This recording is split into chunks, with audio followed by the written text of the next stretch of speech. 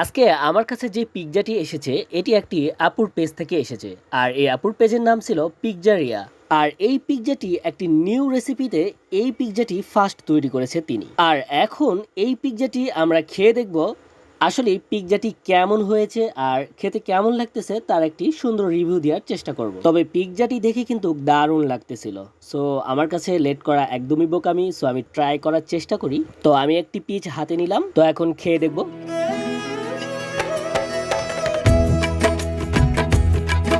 আর এমনিতেও পিৎজা যদিও আমার অনেক অনেক পছন্দের, তবে এটি ভালো লাগতেছিল, খুবই স্বাদ ছিল।